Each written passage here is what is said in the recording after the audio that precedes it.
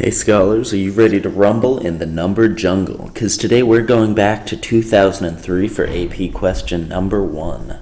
So what we're going to be looking at is this curve right here and this line right here, and we're going to be putting some thought into the derivatives, the integrals, and also rotation around the x-axis. So let's start with A. That seems like a good place to start. So we have to show that the line of L is tangent to the graph of y equals f of x at this point right here. And so essentially what we have to prove is that the derivative of this, of L going in this direction is going to be the same as the derivative of f of x going in this direction. Because they're touching right here, but we need to show that it's a tangency and not just a connection. Let's go. So let's start with differentiating L. That should be pretty easy. Y equals 18 minus 3x. So if we differentiate that, this goes away, x goes away, and we have dy dx equals negative 3. And so the derivative of L is going to be negative 3 at all points. So then let's get to f of x. So f of x equals 4x squared minus x cubed. And so if we differentiate that, we're going to get df of x dx. And that's going to be equal to, that's going to be 8x minus 3x squared. And so this is going to be at the point x equals 3. So let's just plug that in. df of 3 dx equals 8 times 3, that's 24, minus 3 times 3 squared, that's going to be 27, so 3 times 9. And so that's going to equal 24 minus 27, which equals negative 3. So we've now shown that they are have the same derivative, and they have the same x coordinate. Now we just need to show that they have the same y coordinate. So if it's y equals 18 minus 3 times 3, that's going to equal 9. And if it's f of x equals 4x squared minus x cubed, then that's going to equal 4 times 9 minus 27, which equals 36 minus 27 equals 9.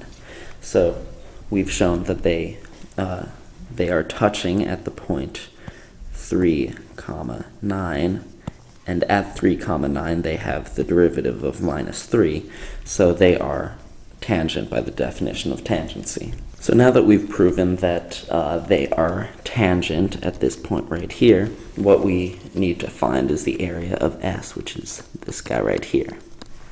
Now, we know that this is closed and that this is a barrier. So what I think is the easiest thing to do is to find this whole area right here, this whole triangle, and then subtract this right here. Now, how we're going to do that, so we have 18 minus 3x as the integral from 3 to 6. From 3 to 6, we can tell that this is going to be 6 because 18 minus 3 times 6 is 0, so that's going to be the x-intercept. So we can pretty simply just do the triangle formula for area, which is 1/2 base times height. In this case, this is going to be 3. We know because that's from 3 to 6. And we know that the height is going to be 9. So 9 times 3, that's 27. divided by 2 is going to be 27 over 2, which is 13 and a half, is the area of S plus, let's call this Q. So S plus Q equals 13.5. Now we just need to subtract Q.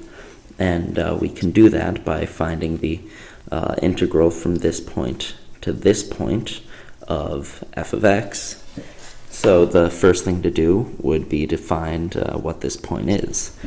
Now I just used a little bit of basic logic to figure that out, in that so 4x squared minus x cubed, if we just factor out the x squared, then it's going to be x squared times 4 minus x, and so that means it's going to be equal to 0 when x is equal to 4. So we want to find the integral of f of x from 3 to 4.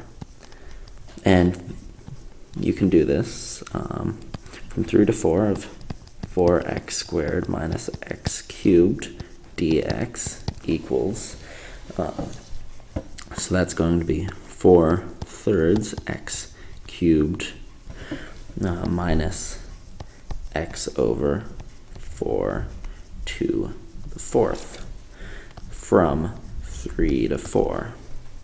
So when we plug in the 4 and the 3, it's going to look like this: 4/3 of 4 cubed minus 4 over 4 to the 4th, all in parentheses, minus 4/3 3 to the 4th minus 3 to the 4th over 4. And so if we calculate that out, it's going to look like, so if you simplify it out, it's going to look like this, which I just put it into my calculator, and it simplifies to 21.333 going on forever minus 15.75, which is 5.58333. So if we bring that number in, 5.58333, and that is the area of Q, and so we know 13.5 is S plus Q, so 13.5 minus that is going to be 7.9166, which will be our answer. So now we've found S, let's move on to C.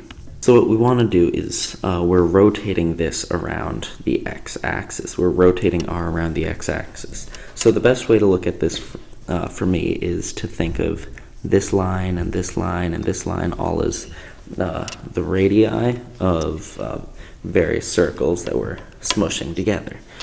So if we want to look at infinite tiny circles, each circle is going to look like pi r squared. That is the area of one of these circles rotated around the x-axis.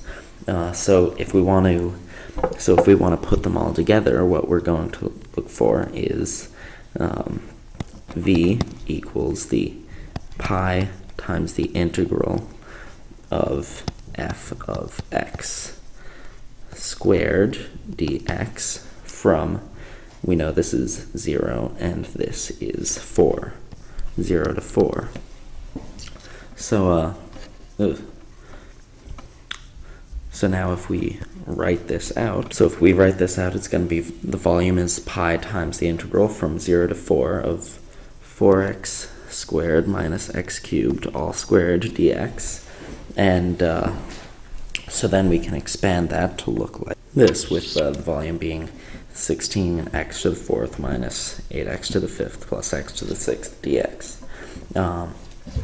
So now we integrate that, and we're going to get pi times all this junk right here. And so next it's mostly computation, and so it's going to look pi times 16 over 5, 4 to the 5th minus 8 over 6, 4 to the 6th plus 4 to the 7th over 7th minus 0, since all this goes away when x equals 0, all times pi, which computates out to 156.038 pi, which is the volume when you rotate this part of the graph about the x-axis. So I hope you found this pretty helpful, and I hope you're feeling pumped for the AP exam. Thanks for listening.